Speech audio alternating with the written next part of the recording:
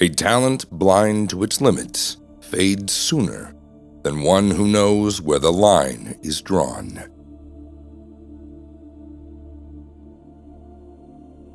If the history of boxing were an old, many-volume chronicle, its pages would seem long ago, thumbed through by devoted fans, every line familiar.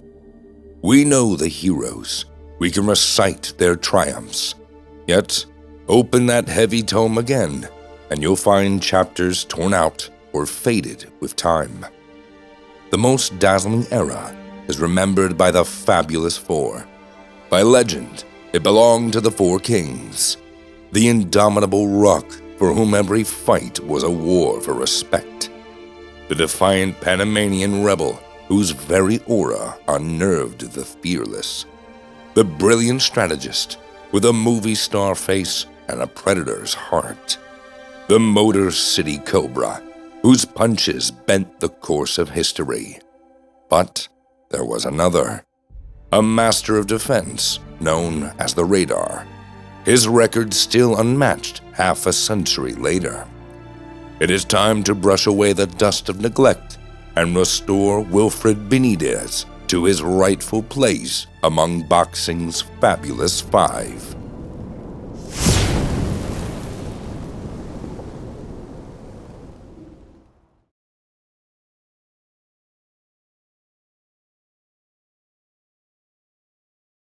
There are many dynasties in boxing.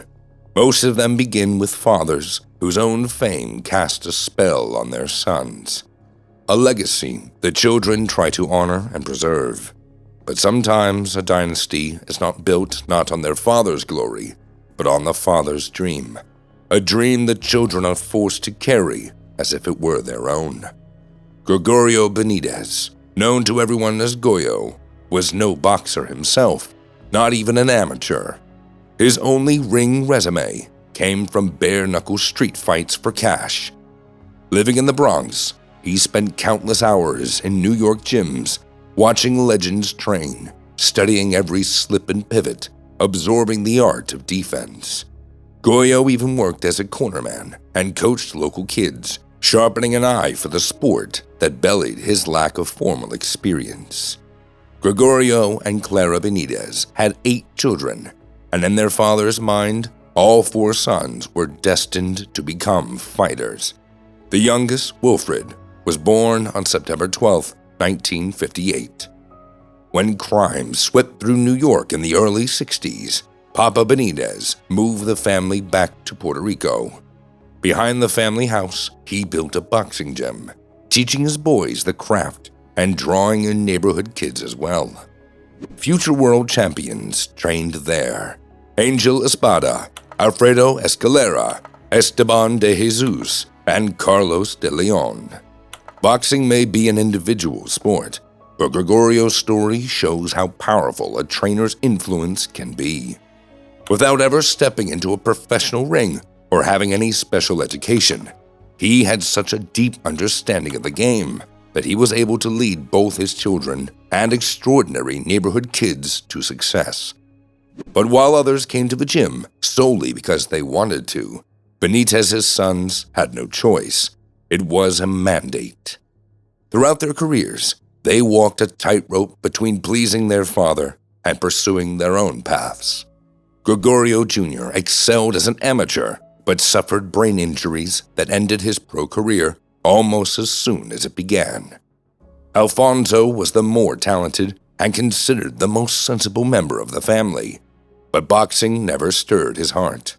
Against his father's wishes, he left the sport for an education. Frankie possessed the strength and talent that could have taken him to the top. At one point, he was even on the verge of fighting the legendary Roberto Duran, but his natural gift was broken by laziness and a lack of discipline, and then finally buried by drugs. The father's dream ultimately fell to the youngest. Wilfred was fighting on the streets by the time he was 8.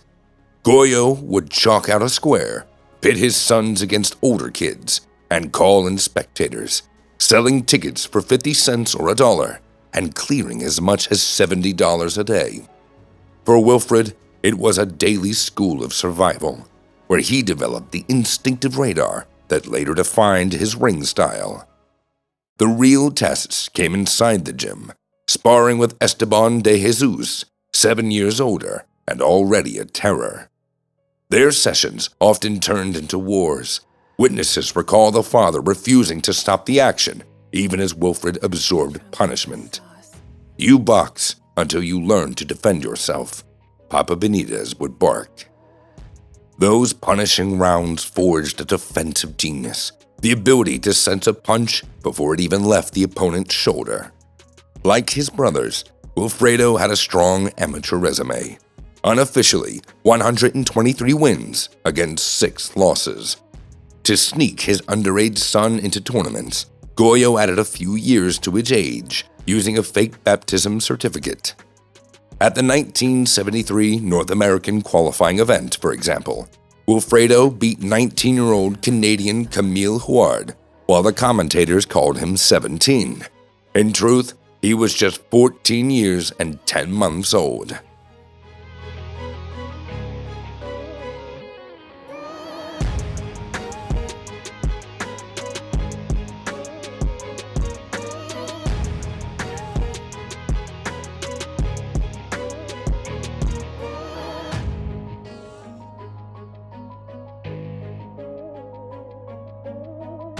At 13, he had already medaled in the Caribbean Islands tournament, upsetting 21-year-old Cuban Douglas Rodriguez, a Pan-American bronze medalist.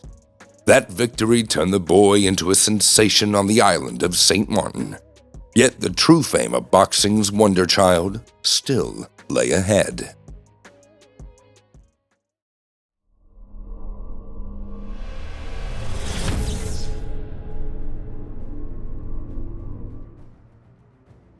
Gregorio Benitez had a house rule. When a son turned 15, he turned professional. In November of 1973, it was Wilfred's time. Just 11 fights later, he was already appearing on a U.S. undercard alongside his brother Frankie. As an amateur, Wilfred fought like a slugger. But once he entered the paid ranks, his style transformed into that of a pure defensive artist. He could press forward or glide backwards, quickening the tempo or smother it, and he loved to borrow from the rope-a-dope playbook. Wilfred mastered switching stances, a trick taught by his older brother Gregorio, slipping from orthodox to southpaw and back again like a shadow, changing the lead hand. Hughes' mouth must be all cut up, Don. Probably can't hold him. I think they ought to stop it now. Getting one-sided again. Yeah. At junior welterweight, the teenager announced himself immediately. Wins over Angel Robinson and Chris Fernandez signaled that the kid was ready for a title shot. Wilfred threw down a challenge to WBA champion Antonio Cervantes. To grasp the audacity of that move, you have to know who stood across the ring that night. The Colombian nicknamed Kid Pembele was a throwback fighter whose record, 50 wins, 9 losses, 1 draw, hid the truth. Those numbers represented the hard schooling that had made him one of the most dominant champions of the 1970s. At 140 pounds, Cervantes had done what Roberto Duran accomplished at lightweight. He cleared the division. When Antonio turned pro, Wilfred was 6. By the time Wilfred turned pro, Cervantes was already champion. Coming into their bout, he was riding a 19-fight win streak and had defended his belt 10 times. He stopped Alfonso Fraser twice, avenged a loss to Nicolo Loche, and beaten Carlos Jimenez and Hector Thompson. Even Esteban de Jesus couldn't stop him. Cervantes was a top 5 pound-for-pound fighter. Most observers thought Wilfred was being thrown in far too soon. Cervantes had no fear of hostile crowds. He'd beaten challengers in their own hometowns, and was expected to do the same in San Juan. But there was one man who had no doubt that Benitez would win. You couldn't hit Wilfredo, even if you threw a handful of rocks at him, Papa Benitez said with pride. No one knew Wilfred's defensive gifts better than his father. The rest of the world was about to find out.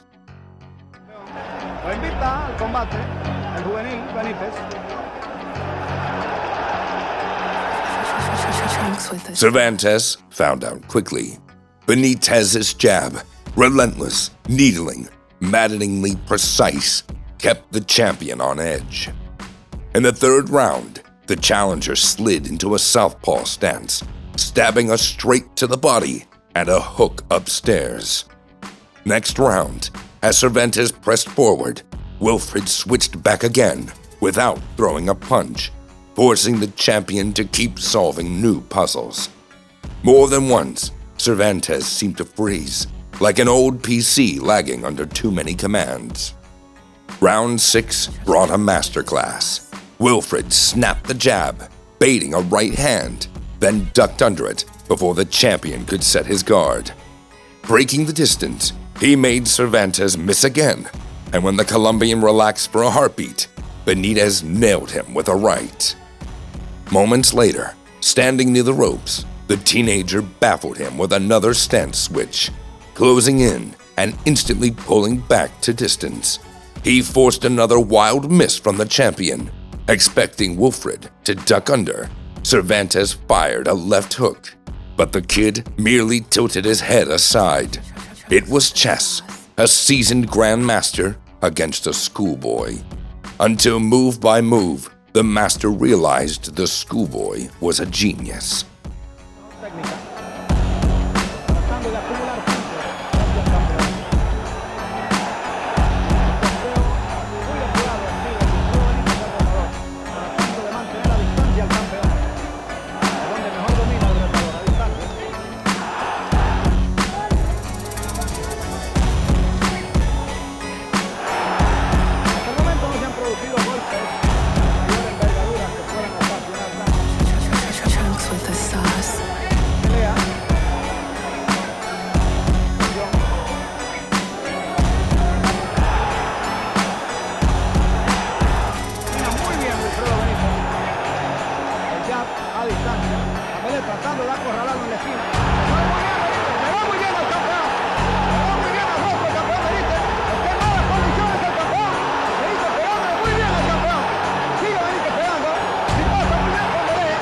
From the 6th to the 11th rounds, Benitez produced a stretch of pure artistry, outthinking and outboxing the champion.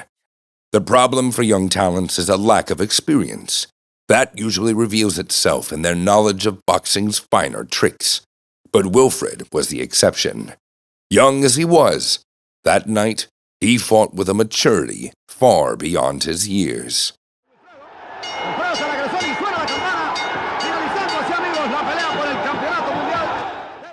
At just 17, Wilfred Benitez became the youngest world champion in boxing history. Half a century later, the record still stands. And even if someone someday eclipses it by age, remember this: Benitez didn't win a vacant belt or beat a fading contender. He dethroned a great champion in his prime. Breaking the age mark is one thing. Doing it by toppling a legend is something else entirely.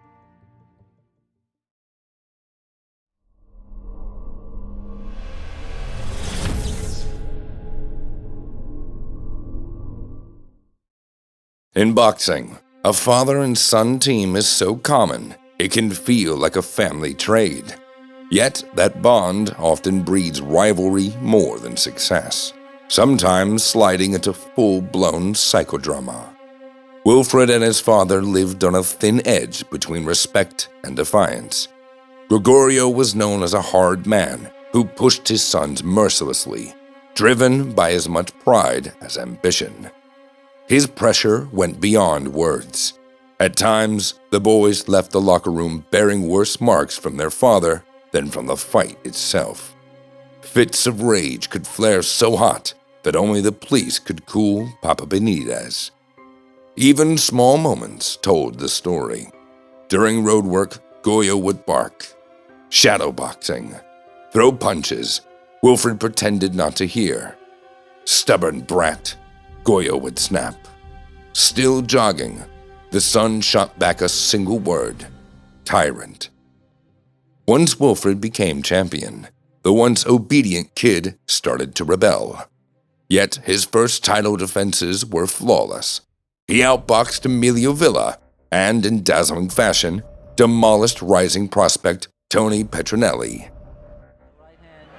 Wilfredo Benítez lands a long left on the right. The crowd cheering him. Tony's dagger left to the right. Oh! It looks like he's down. A left hook. A right, a left. One. Wilfredo Benítez again. Left. Right. Left, right. Oh! On the rope. Left and right. Right, right. It's all over.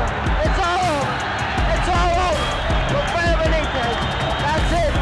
Wilfredo Benítez in stunning, shocking style retains the world junior welterweight championship. Next came Harold Weston. Wilfred trained only 12 days, but still delivered a brilliant performance. The Puerto Rican prodigy outclassed Weston in every department while playing to the crowd. That night, Wilfred looked like a young Ali.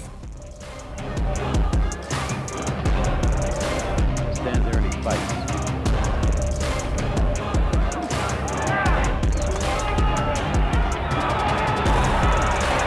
The bout was ruled a ridiculous draw, but Weston immediately raised Wilfred's hand. "He's the best defensive fighter I've ever faced," Harold said. He's the best fighter I ever trained, and the best fighter I ever saw. If he keeping listening to me, he's gonna be the greatest fighters of the world. But Wilfred no longer listened. The days when his father's words were law was gone. The confident young champion followed a new maxim: a trained man doesn't need training. That carelessness cost him. A car accident scrapped a rematch with Antonio Cervantes, and the WBA stripped his belt. Still, Wilfred kept winning. He stopped Rey Chavez Guerrero and reclaimed a championship. This time under the New York State Athletic Commission. It was his last fight at 140 pounds. For Cervantes, he trained for 2 months as if his life depended on it. Goyo complained, "Now my son wants to be anywhere but the gym." The real problem in their relationship wasn't in the training. Matchmaker Teddy Brenner, who had a close view of the dilemma, put it this way: if the father had told Wilfred to jump off a burning building, he would have jumped. But he was still a teenager. When you try to do this to an 18-year-old kid who has been disciplined all his life, you're going to get rebellion. I've noticed it since he won the title, and people began to pat him on the back, and he realized he was an individual. Rebellion set in. "I listened to my father only to avert any problems," Wilfred said. "He demands a lot of me mentally and physically. I have my own mind, and I get angry. I feel like I just want to kill someone." In November 1777, Wilfred paid the price for his own negligence. He was slated for a tough fight against the unbeaten Bruce Curry.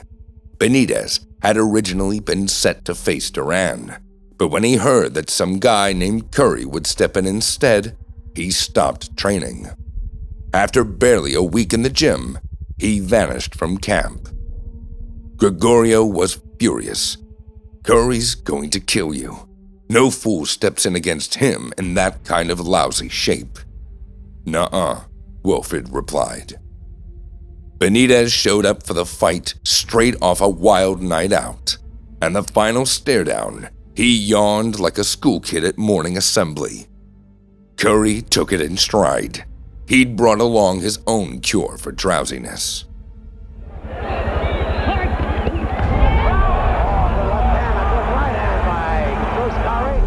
The competitor proved himself, turning the bout into a war that referee Arthur McEntee would later call one of the best fights I can remember. Benitez was really hurt. And he ended up.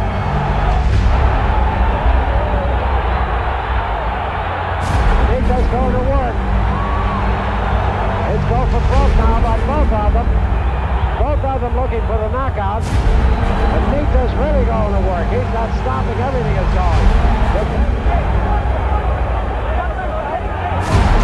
Benitez again on right hand. Benitez is down. Wilfred hit the canvas 3 times and rose 3 times. You might think his famous radar failed him that night, but more likely, it was that very instinct that kept him standing when things got rough. He got off the deck one time with one leg walking north and the other east. I don't know what carried him through that fight, Teddy Brenner says. Well, he staggered a little bit. He might be very tired at the moment. That's Clark with a pretty good ride. Gained mostly on those legs. 1 minute to go in the 6th round. Curry, in the meantime, is resting also. He's not wasting any punches.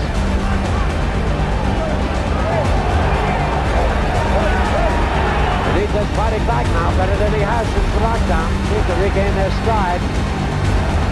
Benitez is a lot better fighter now than he was last round or the round before. A lot better. He's got an offense now. He didn't have it before.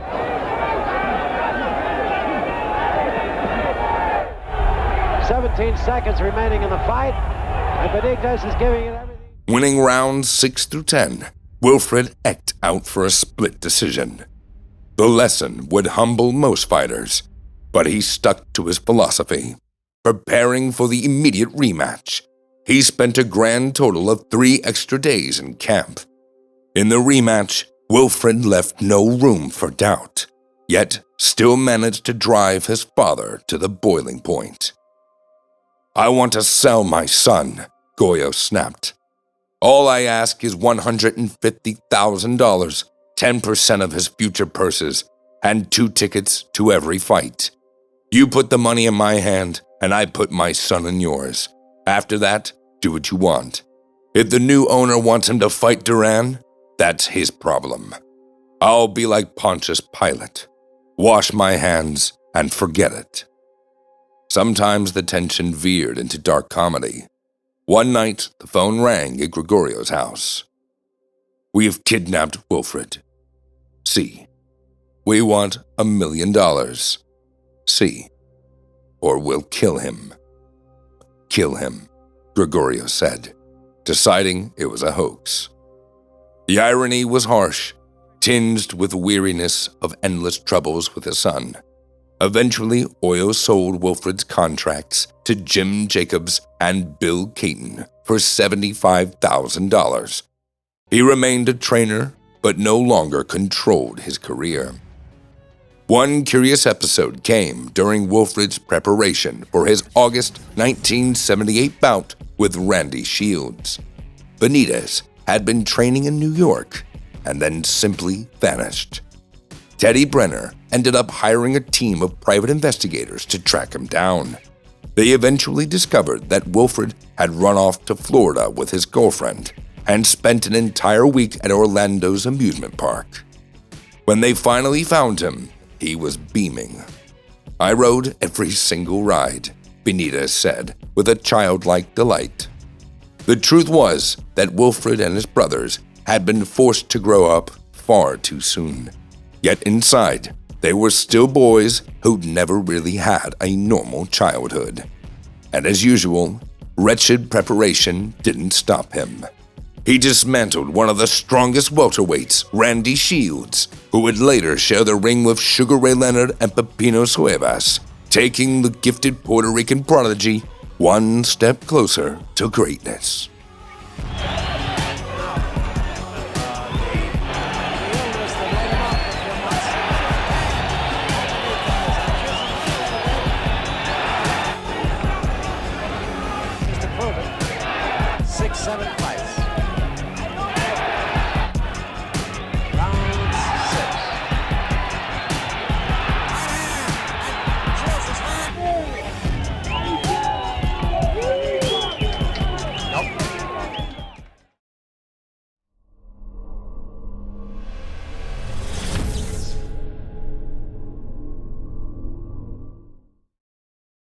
Early in 1979, 21-year-old Wilfred Benitez stepped into the next chapter of his career, moving up as a contender for the welterweight crown.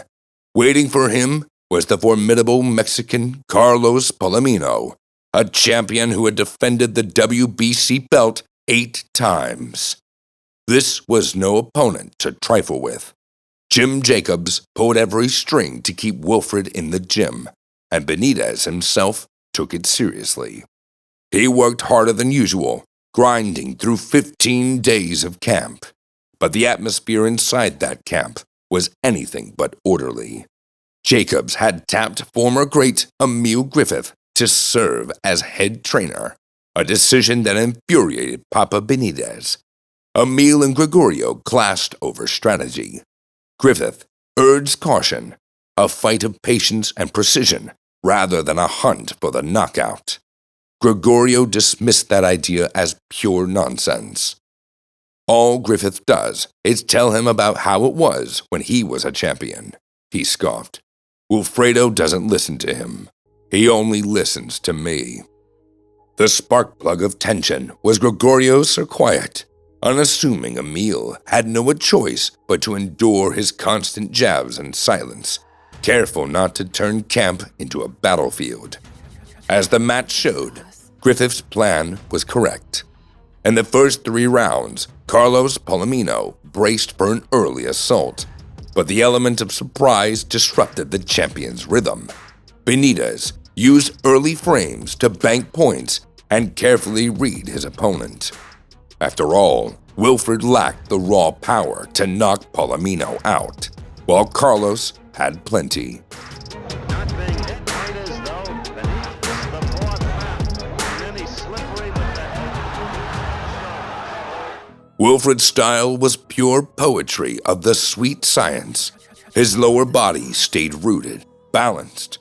Above the waist, he flowed like a tide, his torso swaying and slipping beyond the rhythm Palomino tried to catch. Less than a minute gone in this round. Must start making his move soon. Right there. He just flicked in far left. All day, he's been leading from the left. One thing about Palomino, he won't quit. Benitez with a right on the inside and with another right that snaps Palomino's head. Wilfredo was one of the rare fighters who seemed safest when his back skimmed the ropes.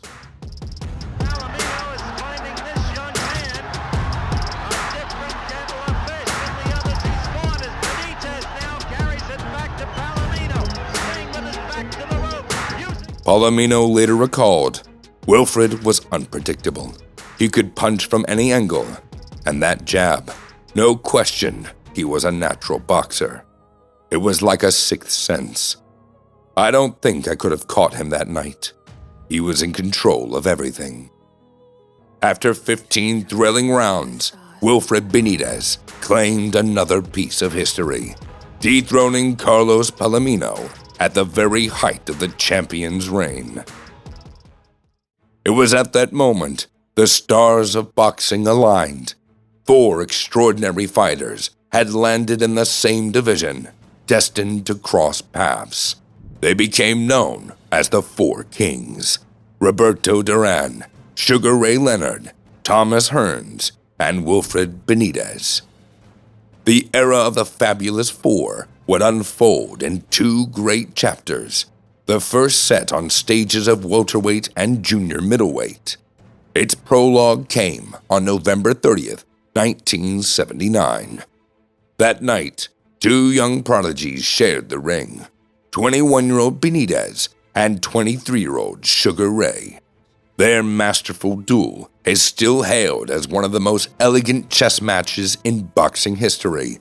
For Wilfred, it was a breakthrough night. He earned $1.2 million, a record purse for a non-heavyweight. But money was no substitute for discipline. I don't train like others. They keep doing the same things over and over. I already know all that. I don't need endless drills. I'm a professional. I just need to keep my speed and movement. Benitez finally absorbed the lesson his father had preached for years. Talent alone isn't enough. He gave himself only 9 days to prepare for Ray Leonard, a pinnacle of overconfidence. To jolt his son, Gregorio even penned an article for the Ring magazine titled, "Why Benitez Won't Win." The piece turned out to be prophetic. Wilfred was stopped in the 15th round and lost his crown.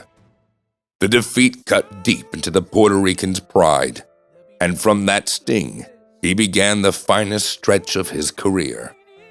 In 1980, Benitez rattled off 3 straight victories, 2 of them inside the distance. His victims were Johnny Turner, Tony Schiavone, and Pete Rezani.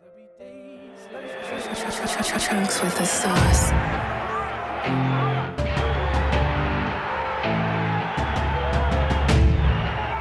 Crowd is really uproaring. 2 minutes left in round. The man is just a little bit too good a boxer. Look at that. Benitez opening up. Here comes Red Bull. Here comes Red Bull. No, that shouldn't be allowed in there. It should be take shot. Turner with only 3 losses. Very bad cut. Gambling could cost him because Benitez could knock him down again.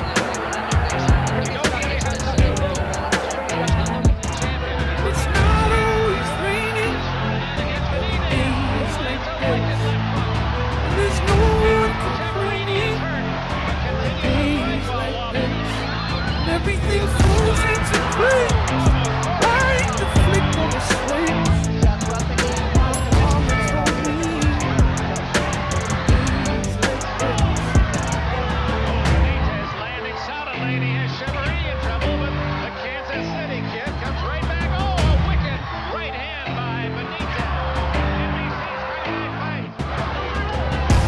Oh, a right hand by Benitez, and Chevrolet is hurt, but protected himself. He wanted to use against Wilfred Benitez, who wins his Wilfred Benitez, the winner.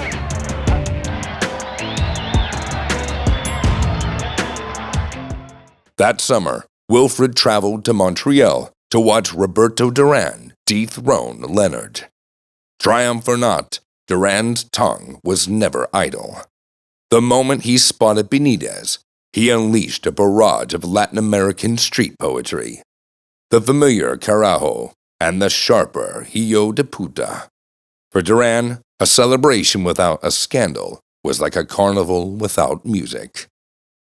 In May of 1981, Wilfred Benitez rewrote boxing history once again. By defeating Maurice Hope, he became the first man since Henry Armstrong to win world titles in 3 different weight classes. For 43 years, no one had conquered 3 divisions, and it wasn't the wrecking ball Durán or the knockout artist Hearns who did it, but the radar, long dismissed as a fighter without a punch. Middleweight or super welterweight in this case. Time and again, Benitez drew Hope's eyes to the body shots, a deliberate lure. The moment Maurice trusted the pattern, came the feint, the sudden crack upstairs, and it was over. At 22, Wilfred stood as the youngest 3-division champion in history, a record that still has not been broken.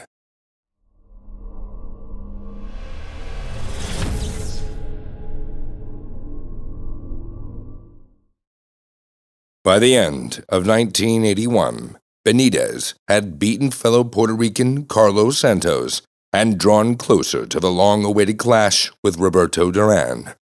During this stretch, his relationship with his father finally steadied. The stubborn Wilfred and the headstrong Gregorio often butted heads, but once they found common ground in the gym, every quarrel disappeared. The movements that looked like dance steps to reporters were the one language that they truly shared. Nobody can show me how to box but my father, Wilfred admits. He pushes me. You have to train me hard. The way my father trains me is the best. Preparing for Duran, Benitez carried himself differently. Maybe it was maturity, maybe the edge of a rivalry. Hard to say. But it felt as if Wilfredo was challenging his own laziness.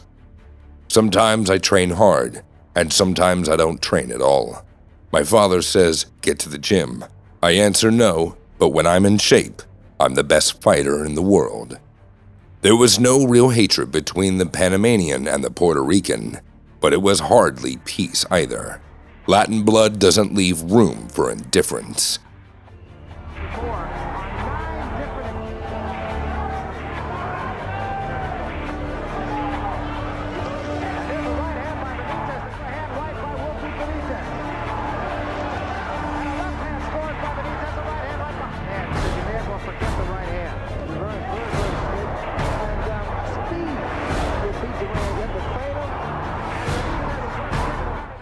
The nickname Radar meant more than just slipping punches. Wilfredo could sense the instant to strike, the way a musician hears a silent beat in a score. Gregorio spelled it out for his son. Watch his movement. When Duran shifts his weight forward, that's your signal to attack. The fight was not a feast for brawl fans. There were no knockouts or dramatic momentum swings. But for lovers of fine craftsmanship, this fight is a true treasure. Duran, a master of the inside game, seemed trapped in a glass cage. Every step met an invisible wall, jab, slip, and sidestep. Even in his own element at close range, he floundered in a mist, for Benitez's hands were always kept inside, controlling the space.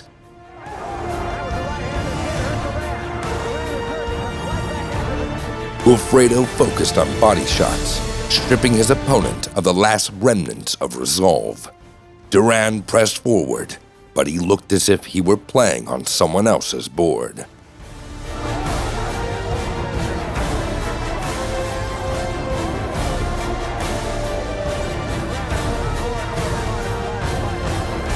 Frustrated, Roberto wanted no part of a post-fight handshake, but a little later, rare for a man who almost never praises opponents, Duran conceded. Yes, he's a good boxer. He was tough. Benitez had no intention of lingering at junior middleweight. His eyes were already set higher. I want to move up to middleweight and beat Marvin Hagler to claim a fourth title.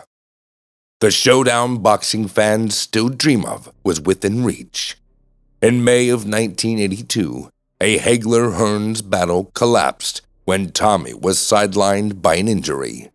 Sensing an opening, Hagler turned his eyes to Benitez, but the WBA slammed the door shut, ordering Marvin to give Fulgencio Obamias a rematch.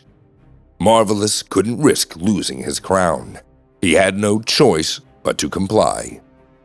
That ruling erased the chance for a fight of legend, a duel meant to ignite the second chapter of the Fabulous Five. What remains on the page of history is a haunting question. What if? The door to Hagler slammed shut, but another swung open, where Wilfred found himself face to face with another king.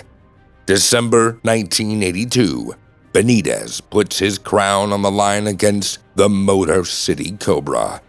To the crowd, the verdict seemed written in stone. On one side, Benitez, dogged by the label of a stubborn idler. On the other, the towering, long-limbed, the Hitman, untouchable in this division.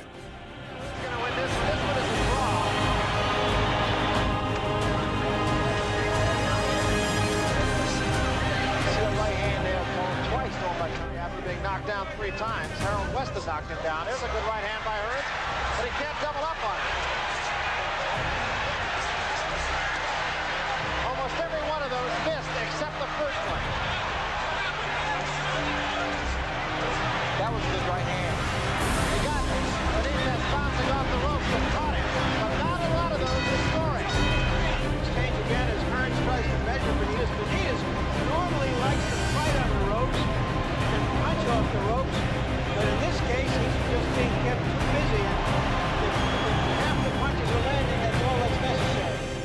But boxing's greatest beauty is when the paper script goes up in flames. For 6 rounds, the radar dissected his foe, scanning every twitch and feint. In the 7th, he turned the tide, and by the closing rounds, he had nearly leveled the fight.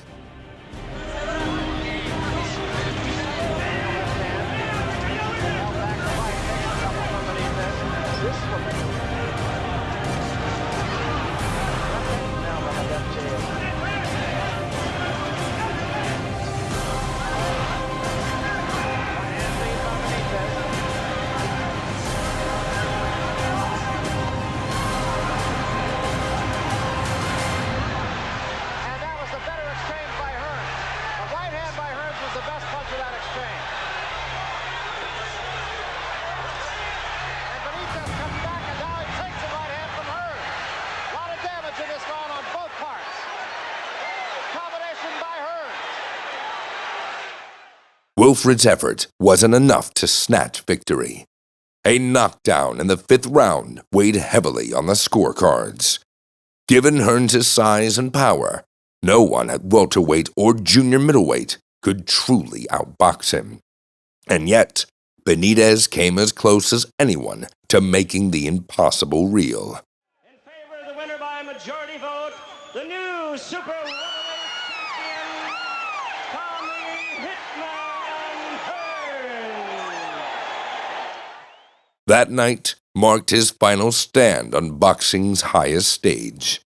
He had known hard sparring since the age of 8. At 15, he turned professional. At 17, he became the youngest world champion. By 22, he wore the Triple Crown. But at just 24, the star of Puerto Rico's prodigy began its sudden, devastating descent. Wilfred never gave up hope of sharing the ring with Marvin Hagler. But the radar that made him unique had been broken for good. At the highest level, even a fraction of a second in lost reflexes can mean everything. And that's exactly what happened to Wilfred. In July of 1983, he faced the dangerous middleweight Mustafa Hamsho, a title eliminator. The winner promised a shot at Hagler, but the dream was never meant to be. It's hard to recognize in that fight the same man who once went toe-to-toe with Hearns, the same man Sugar Ray Leonard called his reflection in the mirror. After the one-sided loss to Mustafa Hamsho came a stoppage defeat to Davey Moore. By then, it was clear Wilfred would never be champion again. Moore said it best after the fight. Benitez is a young man, but already an old fighter. There was a flicker of hope when Wilfred outpointed the unbeaten prospect Kevin Moley, but it was extinguished soon after with a brutal knockout at the hands of rising star Matthew Hilton.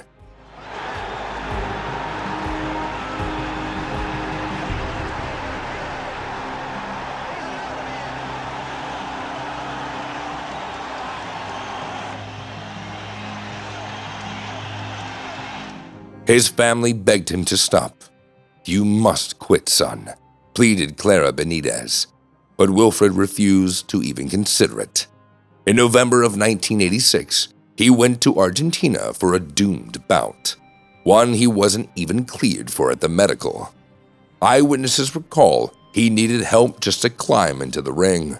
So frail with his condition, promoters treated him like a garden stone, something to be stepped over and left behind. At this stage of his career, Wilfred became a victim of boxing's darkest side. In a foreign land, his managers abandoned him, stealing his fee and his passport. The once celebrated champion was left to wander Argentina for more than a year. In 1988, Puerto Rican officials finally brought him home. As he stepped off the plane, he held a toy in his hands, one he had brought for his daughter before the flight. But soon came the bitter truth. The only person he still truly mattered to was his mother. This is the cruelty of boxing. When you are in your prime, the world is yours. But this sport has no unions, no pensions, no safety net. A fighter lives for the moment, and in an instant, he transforms from idle to expendable.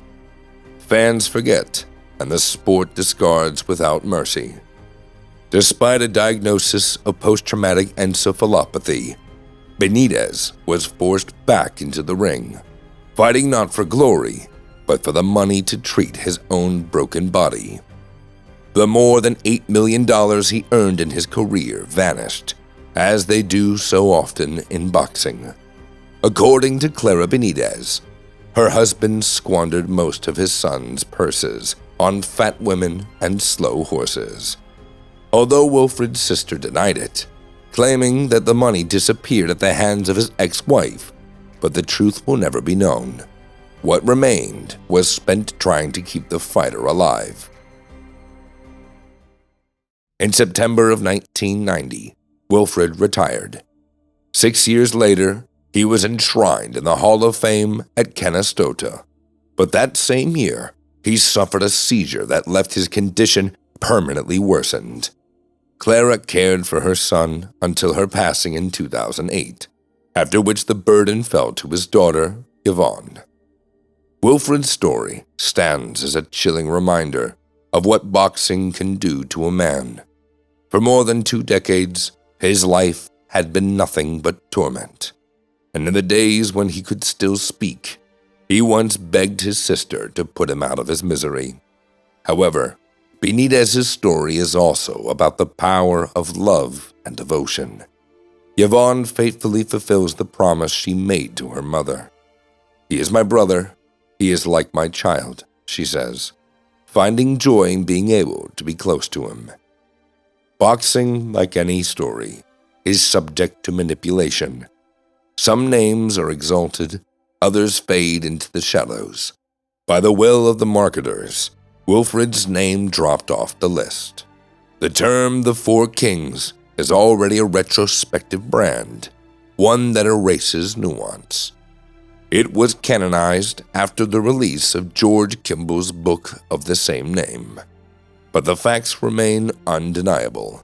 Benitez was part of the very first historic chapter, just as Marvin Hagler was part of the second. He was a prodigy. He was an amazing guy. They don't mention him in the same breath as Hearns, Hagler, and myself. Why is that? I don't know. I think it's a worse mistake because Today, as the internet unearths hidden corners of memory and brings forgotten fights to light, the truth finds its way. Journalists revisit his story, podcasts discuss what the textbooks overlooked, and on forums and social media, the name Wilfred Benitez is increasingly spoken aloud. Thus, the legend reclaims a lost fragment, the story of the forgotten king of the Fabulous Five.